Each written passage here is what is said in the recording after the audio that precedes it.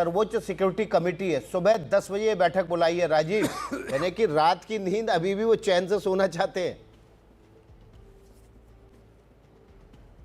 अब बिल्कुल पाकिस्तान का जो नींद हराम है, सुकून नहीं है, सब कुछ है। और जाहिर सी बात है कि जब आप इस तरह की हरकत कीजिएगा, जब आप आतंकियों को पाल पोस के बड़ा कीजिएगा, आतंक के कारखाने के में आतंकी पैदा कीजिएगा, तो इसकी परिणति होनी है। और भारत अगर हाल के कई सालों की बात करें तो जो भी कार्रवाई करता है पाकिस्तान के खिलाफ या किसी देश के खिलाफ, वो डंके की चोट पर करता है। हम शुरू से इस बात की रिपोर्ट कर रहे हैं कि प्रधानमंत्री ने जैसे तीनों सेनाओं को खुली छूट दी और कहा कि आप अपना टारगेट तय कीजिए, टाइम तय कीजिए, आपका कौन सा ठिकाने वो तय कीजिए, और उसका नतीजा आपने देख लिया।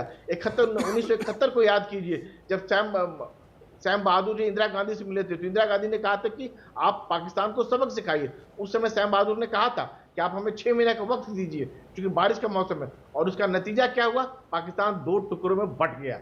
यहां पर भी कुछ इसी तरह की बात है। पाकिस्तान के जो 9 आतंकी ठिकाने हैं, जो बुनियादी ढांचा है, उसको बर्बाद कर दिया गया, तबाह कर दिया गया। और इस बार अगर बात करें पहलगाम की बात करें तो इसमें साफ तौर पर पाकिस्तानी आर्मी के इन्वॉल्वमेंट की बात सामने आ रही है। जो मूसा जो आतंकी की बात आ रही है, वो कौन है? वो स्पेशल ग्रुप ये पाकिस्तान का जो सेना का नेटवर्क है उससे जुड़ा हुआ आदमी है। अब वो लश्कर में शामिल हो गया। तो ऐसे लोगों को सबक सिखाना जरूरी है। दुनिया के सारे देश इस बात को मानते हैं कि आतंक अब देश में नहीं चल सकता है, चाहे दुनिया में कहीं की बात हो।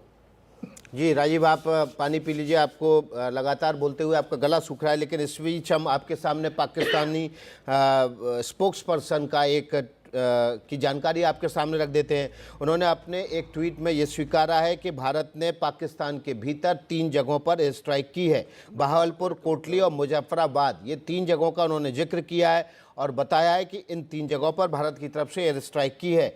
ये सभी प्लेन एयरफोर्स के थे और भारतीय सीमा में रह के उन्होंने मिसाइल के ज़रिए पाकिस्तान में एयर स्ट्राइक की है। इस स्वीकारोक्ति के बाद लाहौर और सियालकोट के जो एयरपोर्ट हैं उनको बंद कर दिया है। पाकिस्तान ने 48 घंटे के लिए एयरपोर्ट बंद कर दिए हैं और इमरजेंसी डिक्लेयर कर दी है।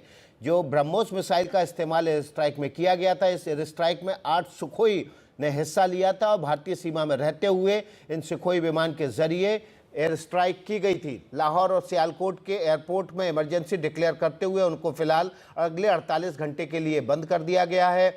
भारत की इस कार्रवाई के बाद भारत ने पाकिस्तान के भीतर घुसकर ऑपरेशन सिंदूर के तहत 9 ठिकानों पर मिसाइल अटैक किए। उसमें बहावलपुर, कोटली और इसके अतिरिक्त मुजफ्फराबाद शामिल है, जहां पर आतंकी ठिकाने थे। इसमें जैश ए मोहम्मद का बहावलपुर में हेडक्वार्टर भी शामिल है। बहावलपुर की कई तस्वीरें आई।